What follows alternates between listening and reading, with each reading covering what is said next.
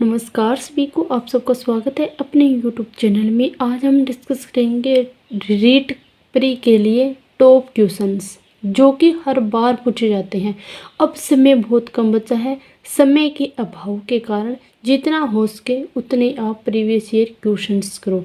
जितना आप previous year questions करोगे उतने ही आप सिलेक्शन के नज़दीक जाओगे। तो इसलिए मैंने क्या कि एक सीरीज चलाई है। हर रोज़ आपको क्या है कि प्रीवियस ईयर क्वेश्चनों की क्लासें मिलेंगी। प्लीज़ इस क्लास को आप स्किप बिल्कुल भी मत कर देना और पूरी क्लास देखना। मैं वही क्वेश्चन करवाऊंगी जो हर बार पूछे जा रहे हैं, उसमें वही टॉपिक लेके आऊँगी जिस टॉपिक से हर बार क्वेश्चन पूछे जाते हैं।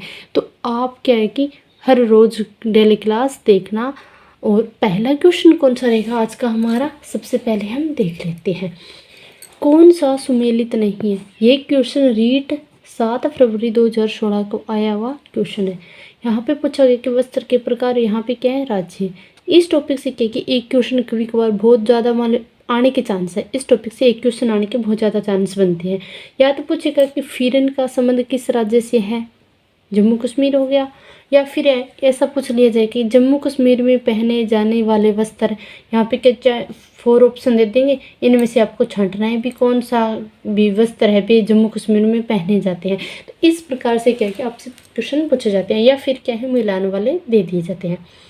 तो देखते हैं हम कि कौन सा सुमेलित नहीं है। यहाँ पे कि फिरन जम्मू कश्मीर का है, पानो भाजो पश्चिम बंगाल। तो ये पानो भाजो वो पश्चिम बंगाल का नहीं है, ये गोवा में पहने जाने वाला वस्त्र है और अधिकतर महिलाओं द्वारा पहना जाता है पानो भाजो। राहिंदे हिमाचल प्रदेश, फुलकारी पंजाब में पहने जाने वाला वस्त्र है। नेक्स्ट क्वेश्चन है कि नाइलॉन का आविष्कार किसने किया। ये क्वेश्चन भी क्या कि रीट 11 फरवरी 2012 को पूछा किया गया। मेल्विन केल्विन ने, वोलेस कैरोथर्स, रोबिन हिल, पीटर मिशेल्स। नाइलॉन का आविष्कार किसके द्वारा किया गया था? वालेस कैरोथर्स के द्वारा। 2 नंबर ऑप्शन क्या रहेगा इसका राइट आंसर। फिर नेक्स्ट है कि ऊन प्राप्त होती है। ऊन हमें किससे प्राप्त होती है? भेड़ से, ऊंट से एवं याक के बालों से। भेड़, शेर, ऊंट के बालों से। तो भेड़ से ऊंट से तो होती है, लेकिन शेर से क्या कि हमें ऊन प्राप्त नहीं होती। फिर नेक्स्ट है कि ऊंट, हाथी, खरगोश के बालों से। तो ऊंट से होती है और खरगोश के बाल भी हो सकते हैं, लेकिन हाथी से नहीं होती। यहाँ पे गाय से कोई सीधा सा ऑप्शन में देख लेते हैं कि गाय है, गाय से हमें कोई ऊन प्राप्त नहीं होती। और बकरी भेड़ से हम ऊन प्राप्त करते हैं, लेकिन गाय से हम नहीं करते हैं। तो ऑप्शन नंबर 1 क्या रहेगा इसका राइट आंसर। यानी कि भेड़ से हमें ऊन प्राप्त होती है, ऊंट से होती है और याक के बालों से होती है। फिर नेक्स्ट है कि कश्मीरी चोंगा कहलाता है फिरन, अंगरखी, बुगतरी, अचकन। तो कश्मीरी चोंगा क्या कहलाता है? फिरन, क्योंकि ये जम्मू कश्मीर में पहने जाने वाला मुख्य वस्त्र है। कुत्ता मछली का आवास है। आवास टॉपिक मेरे खुद के हैंड रिटन नोट्स मैंने अपने टेलीग्राम चैनल पे डाल रखे हैं। जिन्होंने अभी तक टेलीग्राम चैनल ज्वाइन नहीं किया है तो प्लीज़ आप ज्वाइन करोगे तो आपको शॉर्ट हैंड रिटन नोट्स जरूर मिलेंगे। टेलीग्राम का लिंक है वो डिस्क्रिप्शन में आपको मिल जाएगा। तो कुत्ता मछली का आवास कौन सा है? नदी, तालाब, झील, समुद्र। तो कौन सा रहेगा? समुद्र। यहाँ एक क्वेश्चन को पूछा गया था आर्टेट 29 जनवरी 2011 को। आवास से संबंधित एक मैंने शॉर्ट वीडियो डाल रखी है, प्लीज़ आप उसको भी जरूर देखना। बंदर, शेर तथा चूहे के घर है क्रमशः घोंसला, पेड़ एवं गुफा। गुफा, विल एवं पेड़। बंदर कहाँ पे चढ़ते हैं? ज़्यादातर पेड़ पे। शेर कहाँ पे रहते हैं? गुफा में। और चूहे बिल में। तो 3 नंबर ऑप्शन क्या रहेगा इसका राइट आंसर। तो इस प्रकार ये क्वेश्चन भी क्या कि आपको रीट पात्रता में देखने को मिल सकते हैं। फिर नेक्स्ट है कि निम्नलिखित में से कौन सी सामग्री घर बनाने में काम नहीं आती है। यानी कि घर बनाते हैं तब हमें काम नहीं आती है। सीमेंट आती है, लोहा आता है, पत्थर आता है, लेकिन स्कूटर क्या है कि ये सामग्री काम नहीं आती। तो 4 नंबर ऑप्शन क्या रहेगा इसका राइट आंसर रहेगा। फिर नेक्स्ट क्वेश्चन है कि निम्नलिखित में से कौन सा पत्थर राजस्थान में घरों के फर्श बनाने के लिए उपयोग में नहीं लिया जाता। यानी कि राजस्थान में घरों के फर्श बनाने के उपयोग में नहीं लिया जाता। तो यहाँ पे क्या है कि उपयोग में लिया जाता है या नहीं लिया जाता है। तो क्वेश्चन को क्या है कि आपको अच्छे ढंग से जरूर पढ़ना चाहिए। यहाँ पे क्या है, नहीं लिया जाता।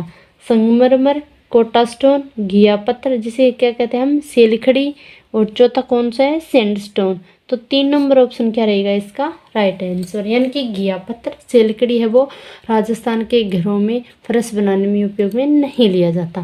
तो क्वेश्चन को क्या कि आप एक बार नहीं 2 बार जरूर रीड करना। एस्किमो अपने घर इग्लू का निर्माण बर्फ से करते हैं, इसका कारण है। ये क्वेश्चन क्या है कि सीटेट 20 सितंबर 2015 को क्वेश्चन आया था। बर्फ ठंडी हवा और पानी को अंदर नहीं आने देता। बर्फ की दीवारों के बीच मौजूद हवा अंदर की गर्मी को बाहर जाने से रोकती है। बर्फ मुफ्त में मिलती है, अन्य सामग्री की कीमत अधिक होगी। ध्रुवीय क्षेत्र में केवल बर्फ ही उपलब्ध है। इसका राइट ऑप्शन कौन सा रहेगा, 4 नंबर, यानी कि ध्रुवीय क्षेत्र में क्या होते हैं, केवल बर्फ ही उपलब्ध होती है। लेकिन इसी क्वेश्चन को क्या है कि 2021 में रीट में आया था, और इस क्वेश्चन को क्या है कि थोड़ा सा घुमाया गया। यहाँ पे क्या है कि एस्किमो जाति है वो अपने घर का निर्माण किससे करती हैं, इनके घर का नाम क्या है, इग्लू, और इसका निर्माण किससे करते हैं, ये बर्फ से करते हैं।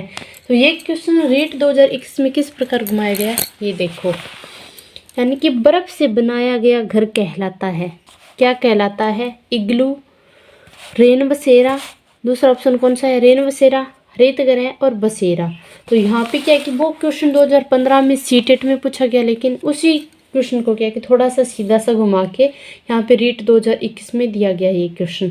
तो बर्फ से बनाया गया घर क्या कहलाता है, इग्लू कहलाता है। या फिर क्या है कि बर्फ से घर बनाने वाली जाति कौन सी है, तो वो कौन सी होती, एस्किमो।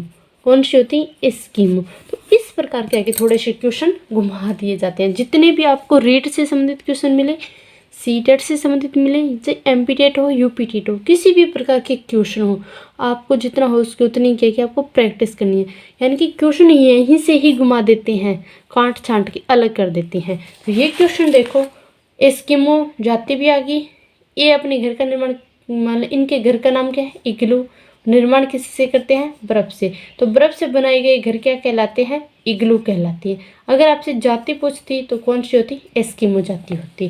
और यहाँ पे इसका आंसर कौन सा है, ध्रुवीय क्षेत्रों में केवल बर्फ ही उपलब्ध होती है। तो ये क्वेश्चन क्या है कि सीटेट 20 सितंबर 2015 को आया था, और ये क्वेश्चन क्या है कि रीट 2021 को आया था। फिर नेक्स्ट क्वेश्चन है कि फिरन कौन से क्षेत्र के पुरुषों व महिलाओं द्वारा ढीला चोंगे की तरह पहना जाता है। तो ये क्वेश्चन देखो, यहाँ पे क्या फिर से घुमा गया है। यहाँ पे आंध्र प्रदेश, राजस्थान, जम्मू कश्मीर, बिहार। तो यहाँ पे फिरन कहाँ पे पहना जाता है, जम्मू कश्मीर। आगे देखो या ना देखो, फिरन आ गया तो सीधा आपको याद होना चाहिए जम्मू कश्मीर। इस प्रकार के है कि जितने भी बस्तर से संबंधित आपको क्वेश्चन मिले वो कर लेना चाहिए। फिर नेक्स्ट है कि निम्नलिखित में से कौन सा कीट मधुमक्खियों की भांति कॉलोनी यानी कि बस्ती में एक साथ नहीं रहता। ततैयावर, दीमक, चिंटी, मकड़ी। तो मकड़ी है क्या, वो एक साथ नहीं रहती। तो 4 नंबर ऑप्शन क्या रहेगा इसका राइट आंसर। फिर नेक्स्ट है कि ग्रामीण क्षेत्र में गोबर का प्रयोग झोंपड़े की दीवारों एवं फर्श को लिपने के लिए किया जाता है, जिससे वे चिकनी रहे, घर्षण हेतु खुरदरी हो जाए, दीवारों एवं फर्श का प्राकृतिक रंग हो, कीट दूर रहे। इसका राइट ऑप्शन कौन सा रहेगा, 4 नंबर। ये क्वेश्चन कब पूछा गया था, एसटेट 2015 में क्वेश्चन आया हुआ है। फिर नेक्स्ट है कि निम्नलिखित में से कौन सा कायांतरित शैल का उदाहरण है। बलुआ पत्थर, ग्रेनाइट, संगमरमर, चूना पत्थर। इसका राइट ऑप्शन कौन सा रहेगा, 3 नंबर, यानी कि संगमरमर। अर्थ ग्रहण के कौशल के विकास के लिए अधिक उपयोगी है। व्याकरण शिक्षा, समाचार वाचन, मौन वाचन, सहस्वर वाचन। अर्थ ग्रहण के कौशल के विकास के लिए सबसे अधिक उपयोगी वो कौन सा होता है, हमारा मौन वाचन। क्योंकि मौन वाचन से क्या है कि हम गहराई में जाकर गहनता से क्या है कि सोच विचार करके हर चीज़ को समझते हैं। तो तभी क्या कि हम मतलब गहनता से किसी चीज़ को जानेंगे तभी क्या हम अर्थ ग्रहण कर पाएंगे। तो अर्थ ग्रहण कौशल के विकास के लिए अधिक उपयोगी कौन है, मौन वाचन है। और ये क्वेश्चन सीटेट 2014 में पूछा गया है। फिर नेक्स्ट है कि उच्च प्राथमिक स्तर पर हिंदी भाषा विकास के लिए कौन सी गतिविधियाँ उपयोगी नहीं हो सकती। यहाँ पे क्या पूछा गया है, नहीं हो सकती। सूचना डायरी लेखन, विज्ञापन लेखन आदि का कार्य करवाना, पढ़ी गई कहानियों का समूह में नाट्य रूपांतरण, विज्ञापन, पोस्टरों, साइन बोर्ड और भाषा के अन्य उपयोगों का विश्लेषण करना, मुहावरों के अर्थ लिखकर वाक्य बनाना। तो मुहावरों के अर्थ लिखकर वाक्य बनाना ये क्या है, उपयोगी नहीं है। फिर नेक्स्ट क्वेश्चन है कि अधिगम के स्थानांतरण में खोजपूर्ण कौशल के किस घटक का प्रकार उपयोगी नहीं है। विस्तृत सूचना प्राप्ति, पुण्य केंद्रीकरण तकनीक, पुण्य प्रेक्षण तकनीक, आलोचनात्मक सजगता तकनीक। इसका राइट ऑप्शन कौन सा रहेगा, 2 नंबर, यानी कि पुण्य केंद्रीकरण तकनीक। फिर नेक्स्ट है कि निम्नांकित में से कौन सा कथन प्रबलन कौशल का घटक नहीं है। अंत्य क्रिया वाणी में विविधता, विद्यार्थी उत्तरों का प्रयोग, समीपता व स्पर्श, मौखिक स्वीकृति। इसका राइट ऑप्शन कौन सा रहेगा, 1 नंबर, यानी कि अंत्य क्रिया वाणी में विविधता। फिर नेक्स्ट क्वेश्चन है कि सर्वे भाषाई पद्धति, जो सेना पद्धति भी जानी जाती है, को त्वरित ग्रहण करने में फलित होती है। पढ़ने और बोलने का कौशल, पढ़ने और सुनने का कौशल, बोलने और सुनने का कौशल, लिखने और पढ़ने का कौशल, यानी कि ऑडियो लिंगुअल, यानी कि सर्वे भाषाई पद्धति जो सेना सर्वे, यानी कि सुनकर, सुनेंगे तो हम क्या करेंगे, बोलेंगे भी, तो दोनों करेंगे। अब मैं बोल रही हूँ और आप लोग सुन रहे हैं, तो ये क्या है, सर्वे भाषाई पद्धति है। तो इसका राइट ऑप्शन कौन सा रहेगा, 3 नंबर, यानी कि बोला गया, सुने तो वो ही क्या होता है, सर्वे भाषाई कौशल। तो 3 नंबर ऑप्शन रहेगा इसका राइट है ऑप्शन, यानी कि बोलने और सुनने का कौशल। फिर नेक्स्ट है कि मौन वाचन का प्रकार है समवेत वाचन, द्रुत वाचन, व्यक्तिगत वाचन, अनुकरण वाचन। तो मौन वाचन का प्रकार कौन सा है, व्यक्तिगत वाचन। 3 नंबर ऑप्शन क्या रहेगा इसका राइट आंसर। फिर नेक्स्ट है कि द्रुत पाठ, कविता का अध्ययन, कहानी का अध्ययन, नाटक का अध्ययन, सहायक पुस्तक का अध्ययन। तो इसका राइट ऑप्शन कौन सा रहेगा, 1 नंबर, यानी कि कविता का अध्ययन। फिर नेक्स्ट क्वेश्चन है कि प्राथमिक स्तर पर वाचन का मुख्य उद्देश्य है शुद्ध उच्चारण क्षमता का विकास करना, आत्मविश्वास बढ़ाना, शब्द भंडारण में वृद्धि, भाषा का ज्ञान कराना। इसका राइट ऑप्शन कौन सा रहेगा, शुद्ध उच्चारण क्षमता का विकास करना, यानी कि प्राथमिक स्तर पर वाचन का मुख्य उद्देश्य क्या होता है, शुद्ध उच्चारण क्षमता का विकास कराना। फिर नेक्स्ट है कि लेखन कला का विकास होता है देखने से, सुनने से, अनुकरण से, अभ्यास से। तो लेखन कला का विकास किससे होगा, अभ्यास से। जितने बच्चे को हम लिख लिख कर लिखना सिखाएंगे, अगर हम उससे सुलेख लिखाएंगे और अन्य कोई चीज़ निबंध लिखाएंगे, तो ऐसी क्या कि लेखन कला में जितना लिखने की प्रैक्टिस करेगा तो उतना ही बच्चा क्या कि अच्छे ढंग से लिखेगा। तो लेखन कला का विकास के लिए उपयोगी क्या है, अभ्यास से है। निम्नलिखित में से कौन व्यवहारवादी मनोवैज्ञानिक नहीं है, यानी कि व्यवहारवादी मनोवैज्ञानिक नहीं है। J.S. Bruner, I.V. Pavlov, E.L. Thorndike, B.F. Skinner. तो J.S. ब्रूनर है वो क्या कि व्यवहारवादी मनोवैज्ञानिक नहीं है। J.S. ब्रूनर संज्ञानवादी व निर्मितवादी माने जाते हैं। फिर नेक्स्ट है कि अधिगम के अंतर्दृष्टि सिद्धांत के प्रतिपादक कौन थे। ये क्वेश्चन भी क्या कि रीट 2021 लेवल फर्स्ट में आया हुआ क्वेश्चन है। Thorndike, Pavlov, Skinner, Kohler. तो अधिगम की अंतर्दृष्टि सिद्धांत जिसे हम क्या कहते हैं, गेस्टाल्ट सिद्धांत भी कहते हैं। तो इसके प्रतिपादक कौन है, कोहलर, कोफ्ता, वर्दमैक्स, पर्दिमर। ये चारों क्या है, इसके सिद्धांत के प्रतिपादक है। यहाँ पे क्या दिया गया, कोहलर दिया गया। तो इसका राइट ऑप्शन कौन सा रहेगा, कोहलर। फिर नेक्स्ट है कि कार्यात्मक प्रतिबंधता सिद्धांत में मुख्य कारक निम्न में से कौन सा है। आकृतिकरण, पुनर्वलन, बहिर्गमन, स्वतः आपूर्ति। इसका राइट ऑप्शन 2 रहेगा, पुनर्वलन। यानी कि कार्यात्मक प्रतिबंधता स्किनर का सिद्धांत है। किसका सिद्धांत है, कार्यात्मक प्रतिबंधता स्किनर का सिद्धांत है, जिसका केंद्र बिंदु क्या होता है, पुनर्वलन। फिर नेक्स्ट है कि वह सिद्धांत जिसमें किसी समस्या के तात्कालिक समाधान को प्रमुखता दी जाती है, वह सिद्धांत कौन सा है। ये क्वेश्चन भी क्या कि REET level first, REET level second 2021 में आया हुआ क्वेश्चन है। समीपता सिद्धांत, अनुबंधन सिद्धांत, सक्रिय अनुक्रिया से अधिगम सिद्धांत, सूझ का सिद्धांत। तात्कालिक समाधान की प्रमुखता दी जाती है तो वो कौन सा सिद्धांत होगा? सूझ का सिद्धांत, जिसे हम क्या कहते हैं? गेस्टाल्ट सिद्धांत भी कहते हैं, अंतर्दृष्टि सिद्धांत भी कहते हैं। और इसके प्रतिपादक कौन है? Max Wertheimer Koffka Kohler. इस सिद्धांत में क्या होता है कि एक चिंपैंजी नामक बंदर होता है, उसको क्या है कि एक कमरे में बंद कर दिया जाता है और उस कमरे की छत से क्या है कि केले लटका दिए जाते हैं। और वहाँ पे क्या कि स्टार्टिंग में तो क्या करते हैं, एक बॉक्स रखते हैं और चिंपैंजी को बंद करते हैं। तो कुछ बहुत प्रयास करने के बाद चिंपैंजी के अचानक से माइंड में आता है कि हाँ, इस बॉक्स पे मैं चढ़कर इन केलों को तार लूँगा। तो चिंपैंजी क्या है कि फर्स्ट बार में वो केले तार लेते हैं।